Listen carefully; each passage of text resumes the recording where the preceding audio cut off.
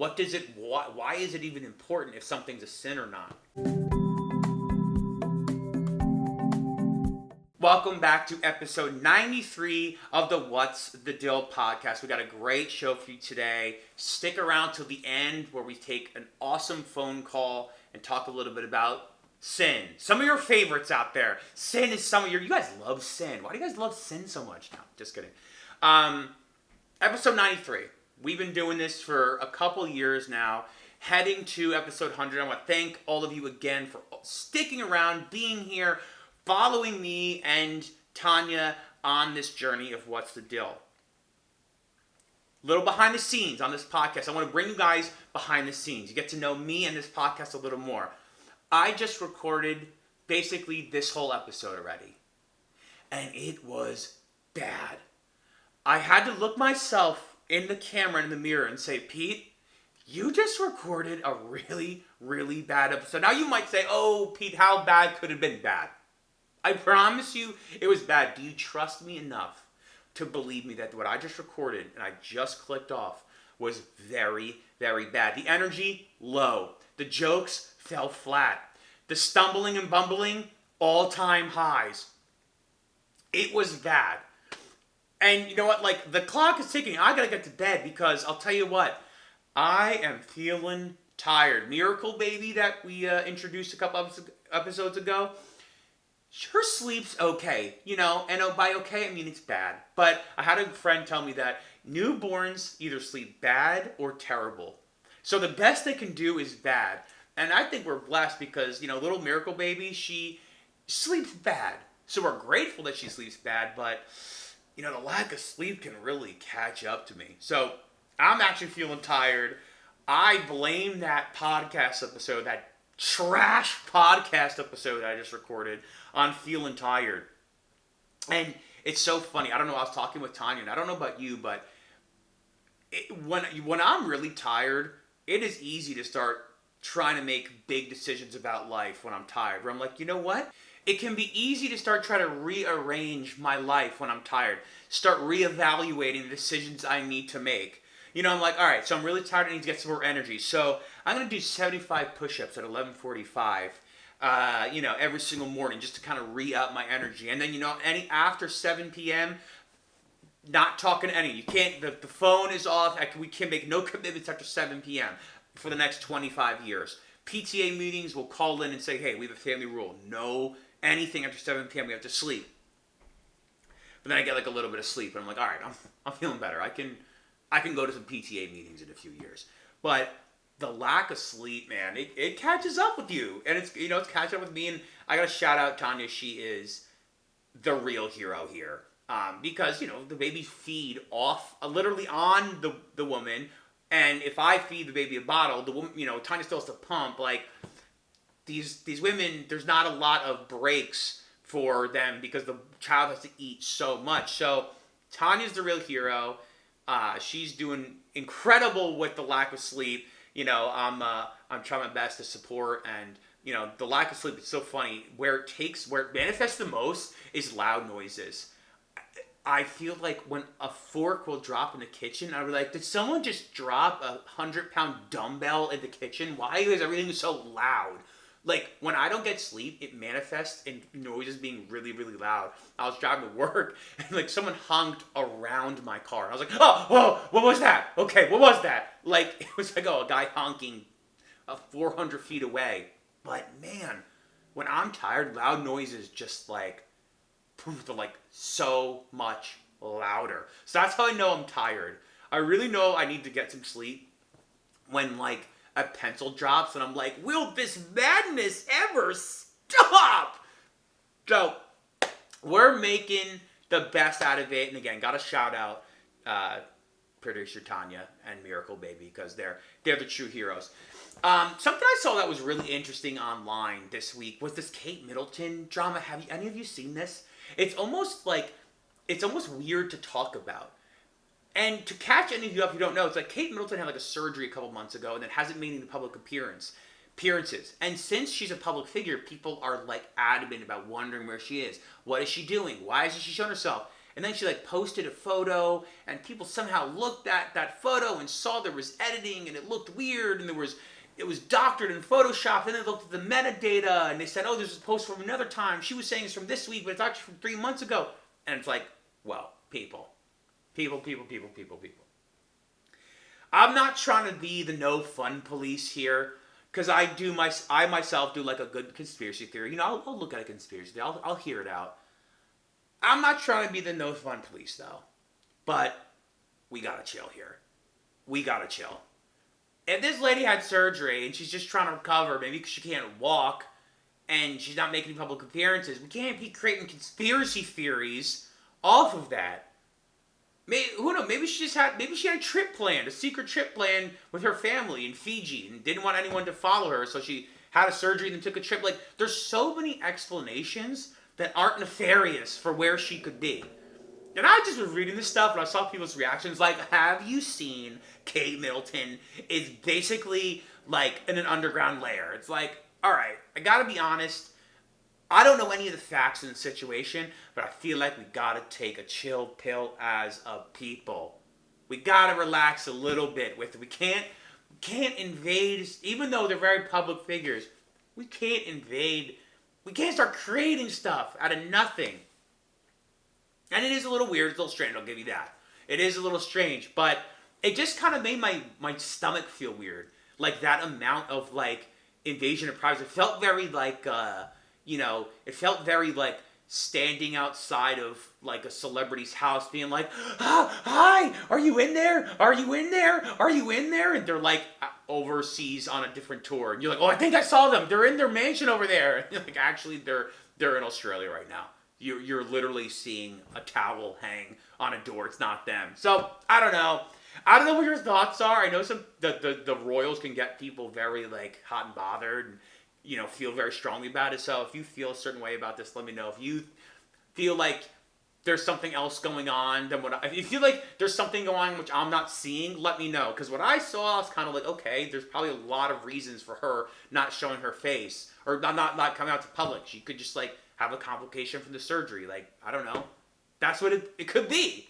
But that's not fun, right? That's not fun to talk about. It's not fun to tweet about or make a TikTok about. So no one's going to say that. So if I'm missing something, let me know. But in my mind, I was just like, all right, we got to let this breathe a little bit. Like, this lady, she could be, like, having a kidney surgery and she can't walk. Like, got to let it breathe a little, people. But moving on, I saw something else on the internet that struck me that kind of made my heart wrench a little bit, was this male loneliness epidemic. And for those of you that aren't caught up, last year the Surgeon General came out with this study that said that loneliness in America is at an all-time high, and that the effects of it are physical. It's not just emotional or spiritual. That the effects of loneliness are the equivalent of smoking like 15 cigarettes a day if you have chronic loneliness in your life. Like, it's bad for your body. So there's been a lot of think pieces, op-eds, essays, people making videos about kind of loneliness in America and the male loneliness epidemic. And I actually did a podcast episode on this. You can go check it out, where I talked about loneliness in America. And my heart goes out to people who feel lonely. So before we even go any further into this, I just want to say, if you're watching this or you're seeing this, if you're listening to this, and you are lonely, if you're feeling lonely, if you're feeling isolated, if you feel like no one is there for you, please reach out to me. Text me, call me, DM me, write me a message, leave me a comment. If you've never met me, I don't care. Reach out to me. If you don't even know who I am, if you don't know what this podcast is, I don't care. Reach out to me. I'd love to hear about your day. I'd love to hear what you're doing. I'd love to hear stuff you're into. Because I just feel like with loneliness, when I was reading about this, when I was thinking about loneliness, I was thinking about what to say. What my mind went to was the power of the invitation. And an invitation is so powerful. Now, this is something I'm also trying to work on, is this invitation idea. Think about this scenario. Let's cut to this. Let's cut to the scenario. You're walking down the street. You're feeling lonely. It's a long day at work. It's cold out. Your hood's up. You're like, oh my gosh. I wish I had more people in my life. I wish there were meaningful connections.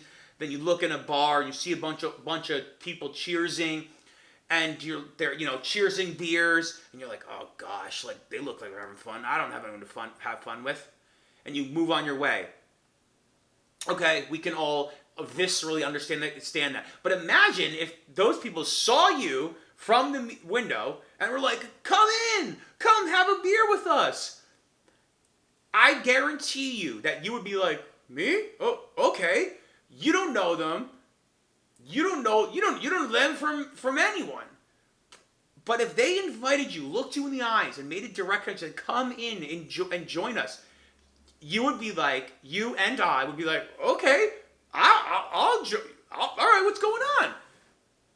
And then if they're like, hey, what's your name? What are you doing? Where come we saw you walking by? We figured come join us. You'd be like, you people are my friend. I love you people. Who are you guys? Who are you people? What are you doing? Why are you just invite me in here? But you'd feel safe. You'd feel welcome. You'd feel invited. And I feel like as a country, as a society, we've lost the power of the invitation. We've lost the art form of the invitation. Materialism, consumerism, individualism, all of these things have just like collapsed us on ourselves. And we've just lost this ability to invite people to things, invite people in our lives. And I feel like God is calling us to invite people into our lives. As Christians, our lives need to be beacons of hope, beacons of light, safe places for people to be invited into. And obviously our communities need to support that. It can't just be like 24/7 access to your home, in and out. Oh yeah, come on in. Okay, we ran out of food, but here's a potato you could have. Like, our communities, our churches, our parishes need to follow this as well, where we have invitations to things. People are being invited into our way of life. Because there's such power in invitation, and an invitation can cut through hardness of heart. Why is that? Because God is constantly inviting us deeper into his heart. So that's why there's power in an invitation. God doesn't just say, hey, follow me because I told you so. No, God says, I invite you to know me more through prayer, through through a holy life. And he invites us into that. He doesn't force us into that. So God every day is inviting us into a deeper life with him, into a greater knowledge of him, into a deeper relationship with him by invitation. Prayer is a response to an invitation. Prayer is not just knocking on the door. Hey, God, are you there? Open up, it's me. Prayer is actually us opening the door to God, knocking on it. Because God wants to know us more. He's constantly inviting us more and more and more every single day, even when we reject the invitation. So I think this idea of invitation needs to make a comeback. We need a comeback of the invitation. And I'm trying to commit to that. I want to try to commit to that, so you can hold me accountable, follow up with me. But I want to commit to that more, about the invitation. Invite people into my life more. Invite people into my faith community more. Invite people into the physical things that I'm doing more. Hey, we're having a catch. Hey, bro, why don't you come over here? Have a catch with us. Or, hey, you've been searching a little bit spiritually. Come to my parish. Come meet the people I share life with. Come meet the people in my faith community. So when I saw these things about, loneliness, male loneliness, epidemic of loneliness, I was like, dang, we gotta reclaim the power of invitation. We have to reclaim the art form of the invitation, and we gotta not be scared about that invitation, about be the one inviting. Because I feel strongly about, I feel strongly about the power of invitation, because I know when I'm invited to things, it feels great. No matter what it is. Little secret about me, I don't like being left out. You might have known me my entire life. You might have just popped on to this video or this podcast for the first time in your life. Little bit about me, I don't like being left out. I'm one of those people that's like, well, I want the invite to the party. I might not want to go, but I at least want the invite. I'm one of those psychos that wants the invite that I know I'm going to say no to, but I at least want to have the choice. I at least want to feel included. I like being invited to stuff. I don't like being left out. Maybe it's being, from a big family or growing up with a ton of kids and, around and wanting to be included. I always want to be included in things. Even little things. Like, I want to be included. I always do. So I know the power of invitation, of feeling invited to something, feeling welcomed. So I want to try to live that out more by welcoming people, by inviting people. So let me know what you think about that, about an invitation being the antidote for loneliness, because I'd love to hear your thoughts and how we can do that better. We're now going to take a call. We got another call here. I'm loving this call-in format of the show, call-in segment of the show. So please call this number right here. Ask me a question, leave me a comment, leave me a message, whatever's on your mind. I would love to hear from you. I love this idea of a call-in show. I want to create more conversations. I want to hear from you guys. I don't just want to be, yelling into this microphone every episode. I'd love to hear from you guys, and hearing from all of you gets my mind going, and it helps me in my life. So here we go for another call. What is the difference between a venial sin and a mortal sin? Can you explain that to us? Thanks. Okay, great question. What is the difference between a venial sin and a mortal sin? Now, I know early in the show we were talking about, loud noises and, Kate Middleton, and this is a little more theological, but I think this is important to talk about. Venial sin and mortal sin. Because I think what's important about it is this idea of what sin is really. What is sin? What is the effects of sin? So stick around with me if you would. It'd be cool because I'd love to have a conversation with you about this, and I'd love to share kind of some of my thoughts on this. So basically, for those that are wondering, a venial sin and a mortal sin is kind of like the two levels of sin within the Catholic Church. Venial sin would be small, minor sins, and a mortal sin would be like a big deal sin on your soul, of which you need to go to confession and repent of, to kind of go into a state of grace again, a state of grace of which you can receive communion and feel, living in a state of grace is important. So a mortal sin has three factors into it. It has to be grave matter. You have to know that you're doing it. You have to be aware. You can't be asleep and commit a mortal sin. And then you have to know that it's a mortal sin. You have to know that you're doing it and do it anyway. Those are the three factors. So, getting away from maybe some of the language of it or the well, what is it, what is not. Why do I think that's important? Why do I think that this is important to talk about? Why do I think it's important to talk about venial or mortal sin? Well, I think it's important to talk about because it's easy to look at sin as a category. I have 14 mortal sins on my soul, so I need to go to confession.